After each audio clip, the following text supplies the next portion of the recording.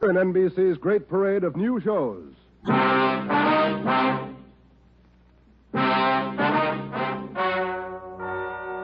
and gentlemen, the story you are about to hear is true.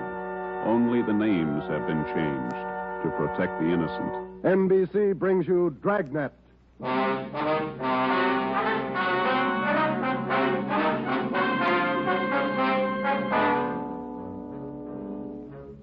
You're a detective sergeant. You're assigned to homicide. A mad killer is loose in the city. In every instance, he leaves the murder weapon behind. There are no fingerprints, no clues to the killer's identity. Your job, get him. Dragnet, the documented drama of an actual crime, investigated and solved by the men who unrelentingly stand watch on the security of your home, your family, and your life. For the next 30 minutes, in cooperation with the Los Angeles Police Department, you will travel step by step on the side of the law through an actual case from official police files. From beginning to end, from crime to punishment, Dragnet is the story of your police force in action.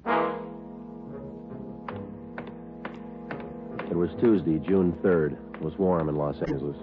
We were working the day watch out of homicide. My partner's Ben Romero. The boss is Ed Backstrand, chief of detectives. My name's Friday. I was off duty reporting back in on an emergency call. It was 3:57 a.m. when I got to the basement of the city hall. The carpool. Let's go, Friday.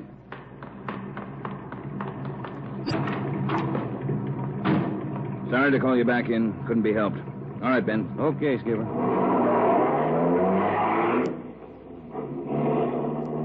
What's up, Ed? Double murder. When? I don't know. Found out about it 40 minutes ago. You got any ideas? Roughly same M.O. Was that 6413 Norwich, Skipper? No, 6430. What do you mean, the same M.O.? The same guy. Brickbat killer. How many does this make? Counting tonight, 4. We got anything at all? Smudged fingerprint we can't even classify. Sounds like a smart operator. We gotta get him. If we have to shake down the city from one end to the other. Big job, Skipper. Big killer.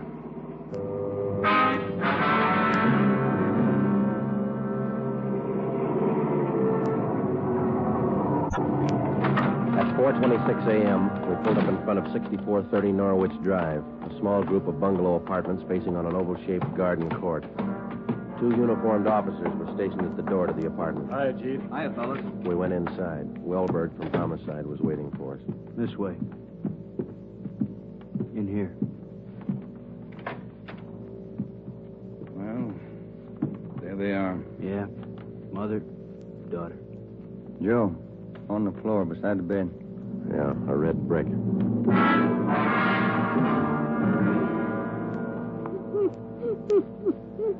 Miss Hafters, we know how you must feel about all this, but would you please try to answer a few more questions for us?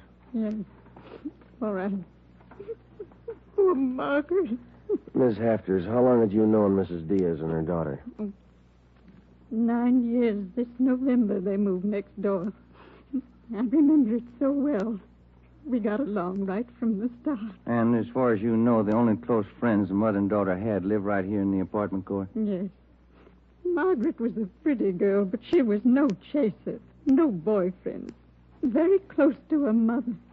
The 2 of them very close. Did they keep any amount of valuables in the apartment? Money, jewelry, things like that? Oh, no. Mrs. Diaz and Margaret didn't have much, you know. Very modest income. They both worked. And you can think of no good reason. Oh, no. Oh, poor Margaret, poor Mrs. Diaz, lying in there. Shock. Terrible shock. Wellberg, Yes, Sergeant. would you show Ms. Hafters back to her apartment? Sure, Sergeant. Thank you, Miss Hafters. We appreciate it. Yes, thank you. Poor Margaret, poor Mrs. Diaz. Well, Joe? Let's check with Ed. He's back in the bedroom. You get anything from the neighbors? The usual, Ed. No jealous boyfriends, ex-husbands, nothing like that. Boys find any evidence yet, Skipper? I'm still working on it. You got any theories? Well, we know the killings were all done by the same guy. Mm-hmm. Cuts the same pattern out of the window screen. Cuts the same pattern with a glass cutter out of the window. Reaches in and flips the lock. All right, where's that leave us? And before he gets inside, he makes sure there are only women in the house. That means he probably watches the house for a few days. Yeah. Once he gets inside, he wants only one thing, to kill. He's never taken any valuables. As far as we can tell, he's never searched for any. What kind of a man works like that? I think the guy's kill crazy. Hey, fellas, Yes, Donnie? here's a break. 2 fair prints. 1 thumb, 1 forefinger. What'd you get, Pete? Only got 9 points. Not enough to go into court, but enough to make him. We'll know him when we get him. Yeah. Found the prints on the lens of the old lady's eyeglasses. Probably knocked him off the night table when he went after her. And when he was done, he put him back on the table. Yeah. Had blood on his hands, see? Yeah. That's funny, isn't it? Why would he go to the trouble of picking up the woman's glasses after he killed her? We'll ask him when we find him.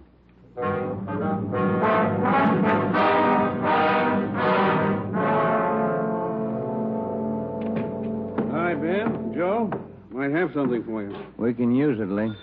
Hold it just a minute. Yeah. Crime Lab, Jones. Yeah. Yeah, all right. I'll tell him. Right, Ed. Backstrand. If you're through checking the victim's clothes by 8 o'clock, you can knock off for sleep until noon. What if we're not through? Take it up with the chaplain. Here's what I wanted to show you. Over here. A couple of casts. Bare footprint. That's right. Those from the Diaz place? Found them outside the dining room window in the flower bed. Take a look. Mm-hmm. Good cast. Size 9. 10. Missing toe there, huh? Left foot, first toe. That's lucky. Well, then the guy took his shoes off before he went in that house. That's the way it looks. You leave any other prints, Lee? 3 with the shoes on. Here they are. Here. Yeah. How would you say the guy is built, Lee? Oh, from the impression, pretty heavy man. There's no full length of stride, or I might give you an idea of his height. How about the bricks, Lee? Here they are, all 3 of them. Used this one in the first murder, this one in the second, this one last night. Leaves them around like calling cards, and there's no way to check them. You'll never get a fingerprint off a common red brick like this, Ben. Surface is too rough. Well, we got an idea of his weight.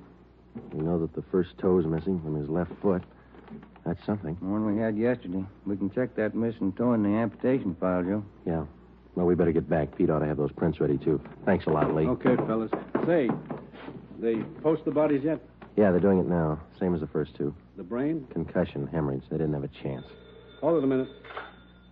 Crime Lab Jones. Sure, just a minute. Either one of you fellas. I'll get it, Joe. Okay. Yeah, Romero. Yeah. Good, we'll be right over. They got a make on those 2 fingerprints.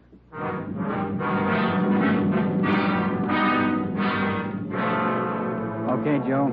Single print file. Made him on the index finger. Let me see, Pete. Take a look, Ben. Yeah.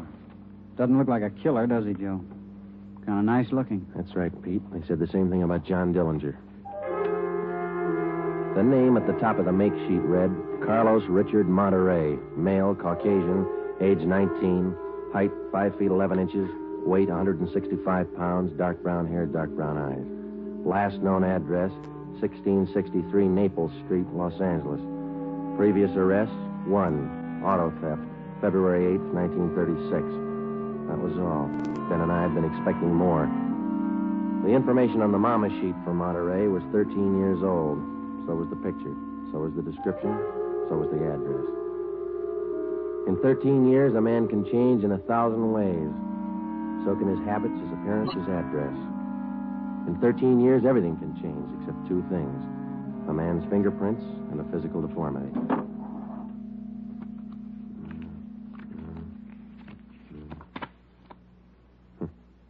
Missing toe on left foot. Carlos Richard Monterey.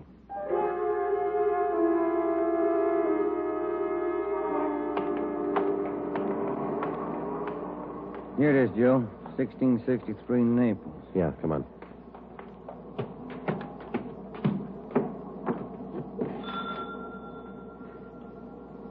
Somebody's coming. Mm-hmm. Yes? What is it? We're police officers. We'd like to ask you a few questions. Oh, yes. Would you like to come in? Thank you, ma'am. Yes? Would you mind telling us your name? Monterey. Isabel Monterey. What is it you want? You're married? Yes. My husband is Francisco Monterrey. Would you explain why you are here? We thought you might be able to help us. We're looking for a man named Carlos Monterrey. I don't understand you. We're looking for a man. We'd like to talk to him. Do you know where he is? Yes. Carlos is dead 7 years ago. He's dead, my husband told me. And does your husband know Carlos, or did he know him? He was his brother. What about your husband's parents, Miss Monterrey? Where are they? They're both dead. Sometime now. Have you ever met Carlos? No, never. I have only heard of him. What have you heard of him, Miss Monterrey? Do not ask me. This is important, very important. Francisco would not like it if I told you. It's important, Miss Monterrey, believe us. Carlos, he's sick. His mind. For 8 years, Francisco has not seen him, not heard from him. He thinks he's dead. But he only thinks so, Miss Monterrey. No one's told him his brother's dead. He just thinks so. What else is there to think? Where's your husband now? At his work, his store. Mara Street near Main. Grocery. Monterrey Cartwright Grocery.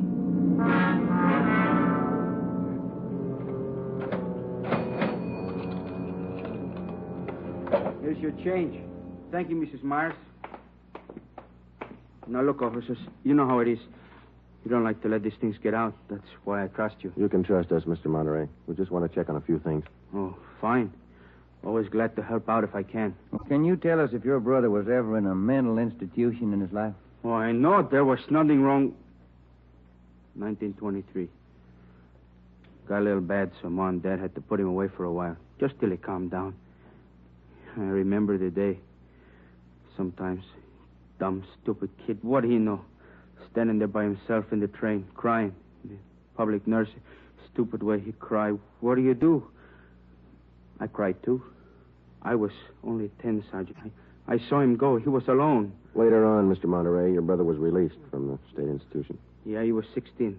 And then he started running around, playing tough, carried a gun, lived by himself. He never came around. He dropped from sight about 1938. You haven't heard from him since then? Nothing. Never seen him. Do you know of anybody who might have seen him? Ooh, there was a girl he had.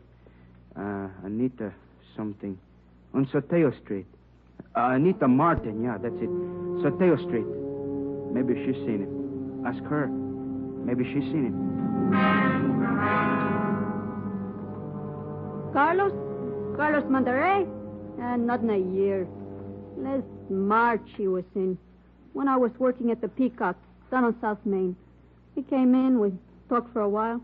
That was all. And you haven't seen Carlos for the past 2 months or so? I tell you, no. Has he written to you? Has he phoned you? Once, 3 weeks ago, he phoned. Here.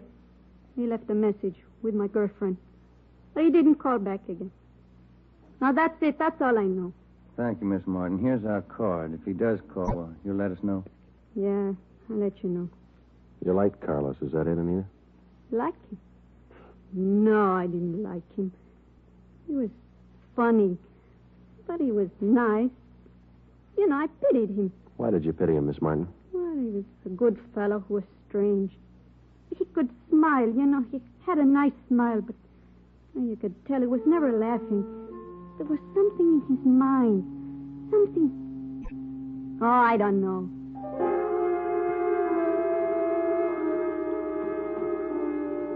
At least a year, closer to 2, I haven't seen Carlos. No letters, not a card, nothing. He was in the East the last time I heard. When was that? A year ago, January. I was in here. He sent me a calendar. Sometimes he could get along fine, very well. Other times, terrible. He couldn't keep him down. How'd he manage to stay out of jail that way, Vicente? I don't know. Sometimes he should have been in jail 5 times over. And you say you don't know of anybody who might have a recent picture of Carlos, a snapshot? No. No one I can think of. Okay, Vincenti, here's our card. If you do think of somebody, let us know, will you? It'll help. Sure, glad to. If I hear of anybody. What kind of a day is it outside? Hot? Hot.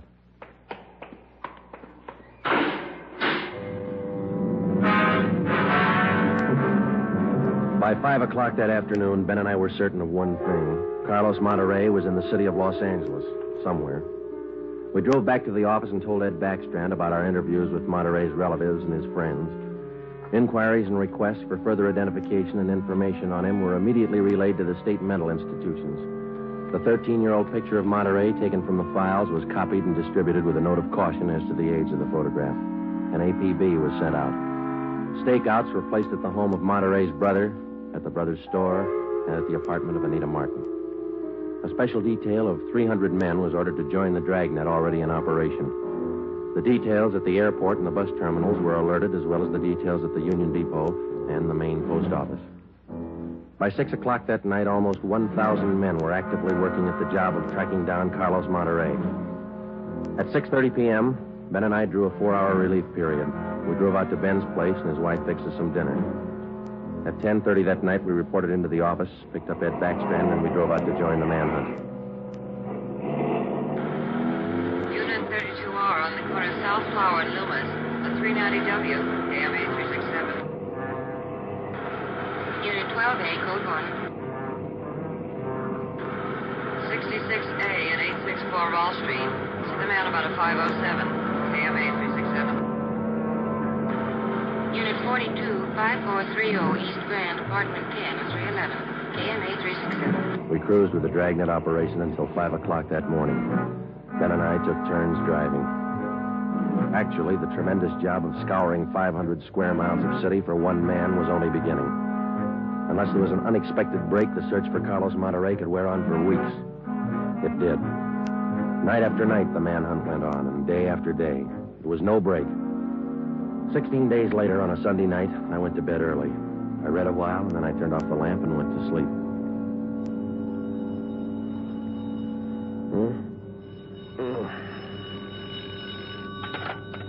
Hello? Friday talking. Sorry, Joe. Get in here as fast as you can. What's the matter? That girl Monterey knew, the one you talked to, Yeah? she left her apartment, went to her girlfriend's. Yeah? She's dead.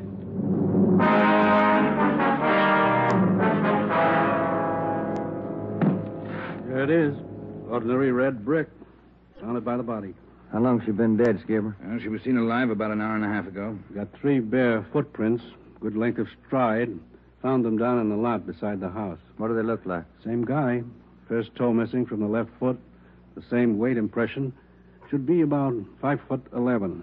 That checks out with what you got, doesn't it? All right, so it's the same guy. What about those shoes we found, Lee? Yeah, they correspond. They were impregnated with foreign matter. What'd you find? Particles of lettuce leaf, dry onion skin, traces of red cabbage. Maybe a vegetable counter. Maybe. What about the city wholesale market down on Front Street? What about any market in Los Angeles? No, Lee, that wholesale market is big enough to hide anybody. Hundreds of transients work in there. Some of them even sleep there. For a guy like Monterey, it'd be perfect. That's a fair guess. Check it when it opens. They open at 2 a.m. 2:30 now. All right, get back to the office and pick up as many extra men as you need. Get down there right away. Okay, Ed. Now, you know he's a rough one, so watch it. On Monday, June 23rd, at 2 minutes past 3 a.m., we pulled up at the city wholesale produce market. With the exception of 54 police officers in plain clothes who mingled with the buyers and sellers, business went along as usual. The market itself covered almost 3 square blocks in the lower part of the downtown area. It was divided off into hundreds of individual stalls by flimsy wooden partitions. To make the search even tougher, the place was crowded. For the first 45 minutes, we had the men circulate at random through the crowd on the chance that one of them might spot Carlos Monterey from the 13-year-old picture. It didn't happen. After that, we started a systematic canvass. We talked to the customers, we talked to the managers of the different booths, we gave them Monterey's description, we showed them his picture. Nobody recognized him. We checked the employment records one by one. Not a sign. Sorry, Sergeant. I'd like to help. I've never seen the guy. Okay, Mr. Snyder, thank you. We sure picked the sweet jobs, don't we? Oh, yeah, we could spend a year at this. Oh, Sergeant Friday. Yeah, Kamansky. You find something? Guy at the booth over there against the far wall. Thinks he might have hired Monterey a couple of days ago. Come on, Ben. Where? Over there, Sergeant. You showing Monterey's picture? Yeah, he thinks it might be him. Mr. Fresinetti, this is Sergeant Romero, Sergeant Friday. Yes, I told your boy, Sergeant. This fellow Carlos, I hired him to help last Thursday. Big rush for me now, so I hired him. You sure he's the man? In the picture? I think so. A little older, maybe. Oh, but I know faces. He's the man. You looking for him? You say you hired this man last Thursday? That's right. It's a big rush for me now in the morning. I hired him Thursday. He worked Thursday, Friday, Saturday. But he don't show up this morning, so I got no use. Too many men to pick from. He don't show up, I let him go. What kind of work did he do for you? Same as he did before Schiller done it there. Heavy work. Moving the stores, cleaning up. What kind of produce does Schiller handle, Mr. Francenetti? Fancy, very fancy vegetables. Choice. New potatoes, expensive red onions. Schiller sells to the big hotels. Does Schiller handle brown onions, Mr. Francenetti? Oh, only the best. Big dealer at the Schiller. Sells it to the big hotels. How long has this Carlos been working around the market? Oh, I don't know. Is it just like the rest? First he worked for me, then Largo Massini, then a Schiller. Hey, why are you looking so hard for him? He stole something? He murdered somebody. Him? Mamma mia, murder. Do you have any idea where Carlos lives? Me? No. And if he comes back here, I tell him to get out. I got nothing to do with this trouble. No, you'll tell him nothing, Mr. Presidente. Here's our card. If you see Monterey again, call us. Say nothing to him. Oh, sure. I remember. Joe, call the chief at the office, will you? Message just came in. Thanks, Al. Come on, Ben. Yeah, there's a phone booth. See? No, I don't. Where? Straight ahead, little to the left. Oh, yeah. You got a nickel? Let's see. Oh, yeah. Yeah, there you are. Thanks. I'll see what Ed wants.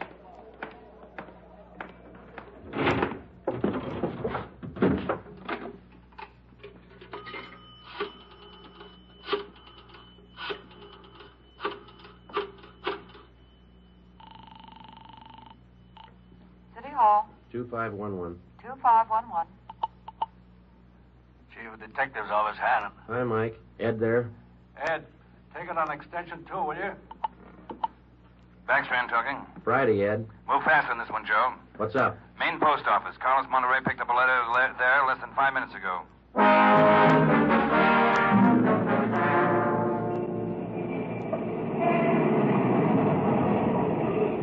Come on, Ben. There's Ed over there with Wellberg. Yeah. Traffic short jammed up around here. Hi, Ed. Friday, Romero. You all set, Wellberg? All set, Chief. Spring Street to San Pedro. Sunset the first. Got it covered. Good. What's the story? Post office detail tipped us off. 5 minutes after 8, a man answering Carlos Monterey's description picked up a letter at the general delivery window. That was 16 minutes ago. Who spotted him? Sam Lane. He got a look at him just as he was leaving the window. Called to him to stop, but Monterey ran. Lane called me, and we threw a net over the area for 6 blocks around. And Monterey's still somewhere inside this area? I don't know how he could have gotten out. What's next? Well, I'll give him an hour to break for it. After that, we start a house-to-house search of the whole area. Stop all pedestrian and vehicular traffic for identification. You're going to jam up the depot traffic. That's cheaper than murder, Romero. Get going. The first hour we counted off in 5-minute segments. Like Backstrand, we felt close enough to Monterey to touch him. But he still wasn't there. The north and south ends of the blockade started to move in, slowly. Searching every store, every house, every conceivable place where a man might hide out. In the meantime, Ben and I worked the Spring Street side of the blockade, watching the faces of the pedestrians as they came through, one by one, examining all vehicles and their drivers. The morning wore on, the sun came out, and it started to get warm. By 11 o'clock that morning, Monterey still had not been found. The temperature was 93 in Los Angeles. It was still climbing. The search went on. At 10 minutes past 2 p.m., Backstrand made the round. How's it look, Skipper? Not good. Going slow. How much longer you figure? I don't know. It'll go to after dark, that's sure. District down here is like a rat's nest. Yeah. Nothing? Nothing. But he's someplace inside this blockade. He's got to be. Any chance of getting relief for the men in our squad? Some of them been working straight through since yesterday. I'll see. Check with me around 5 this afternoon. Thank you, Skipper. Keep a sharp lookout. One slip. That's all it takes. The search went on. At 3 o'clock that afternoon, the temperature was 95. We sweltered and we waited. At 3:45, Backstrand sent a squad of men into the Union Depot to search it from top to bottom. There was one false alarm when one of the men thought he saw Monterey slipping out a side door into a taxi. He turned out to be a train conductor. At 25 minutes past 4, Backstrand passed along the order to our detail to start moving in, house by house. It was a tedious job, and it went slow. The men were tired. At 5:30, the relief squad showed up. Ben and I stayed on. After another 2 hours of house-to-house searching, the trap was narrowed down to a 3-square-block area, a single block wide and 3 blocks long. It started to get dark. Backstrand ordered out batteries of floodlights. By 8 p.m., the cordon closed in around the last 2 square blocks. Lines are all set, Skipper. Ready to move. Good. What do you think? Well, we'll know pretty soon, one way or the other. Frank, keep that traffic moving. All right, you two, get going. See you later, Skipper. Joe, let's take a look in here. Okay. Sure is an old building. Yeah. Where'd Kamansky go? Oh, no, he's here a minute ago. Oh, wait, there's his flashlight.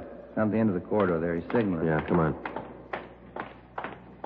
Kamansky? Yeah. Down below, Sergeant, in the basement. Come on. Monterey? He's been there, I think. Here, this way. Where? Over here. Now, watch your step. The light's bad. Here he is. Says he's the janitor. Oh, my head. He's been slugged. All right, come on. How'd it happen? Can you tell us? Yeah, a big man hit me. I came down to empty the baskets. He hit me and ran. Ran over to the new building. The new building? Is that the one next door? Yeah, just a few minutes ago. Nobody's come out of this building for the past half hour. Every door in the place is guarded. No, not the doors. He went through the tunnel. I saw him. Over there's the tunnel. I'll take a look, Joe. Yeah, the tunnel. Connects the two basements. Same company, old building, new building. The tunnel connects the basement. Joe, come on. Yeah. Kamansky, get out the back strand. Tell him what's happened. Right, Sergeant. And call an ambulance. Right. All right, Ben. Through the tunnel. Watch where you're going. The light's bad. Yeah, it is. That a door up ahead there? Yeah, I think so. Yeah, let's go. Good. There's a stairway. Come on.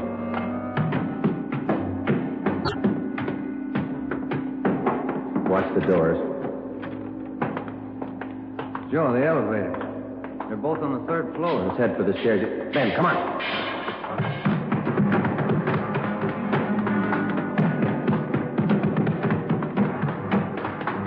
One more floor. Yeah, right. Come on, hurry. Yeah. Look, top of the stairs. There he goes. All right, hold it, you. Stuck in the elevator. Joe, he's going down. Well, we'll never make it on the stairs. Joe, look. The other elevator. The control lever's bent. Let's try it anyway. Yeah. All right, kick the control lever. Kick it, Ben. That's good. All right, Ben, knock the lever back. Come on, quick. Yep. What's the matter? Joe, it's jammed. We're going past. All right, let's kick it. Here. No, that does it. Can you reach the door control? Wait just a minute. I'll see. Yeah. Okay. Well, he's still in the building. Both elevators are here now. Yeah. Down the hall, Ben. The office on the left, I think. Yeah. Okay, here we are. All right, keep clear of the door. All right, Monterey, put on that gun and come on out. I'll kill you! I'll kill all of you! All of you! Okay, Joe, let's take it. Watch it, Ben. He's throwing everything he can get his hands on. I'll kill you! Come on! Come on! I'll kill you! Get away! Come on, you! All right, Monterey. Come on, you. Everywhere you! Okay, Ben, take him. Yep.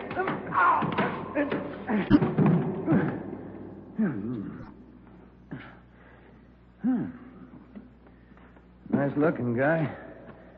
Clean cut. Yeah. Doesn't figure, does it? What's that? My wife would say he doesn't look like a killer, does he? What's a killer supposed to look like? The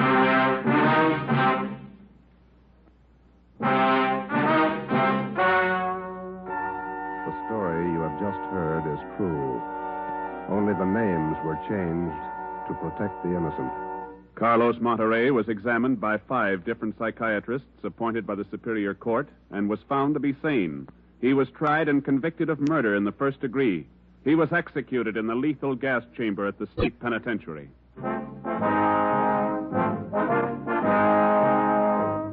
You have just heard the 17th in a new series of authentic cases from official files. Technical advice for Dragnet comes from the office of W.A. Wharton, Acting Chief of Police, Los Angeles Police Department. Tonight's program is dedicated to motorcycle patrolman John Kramer of the El Paso, Texas Sheriff's Department, who on the afternoon of April 26, 1940, gave his life so that yours might be more secure.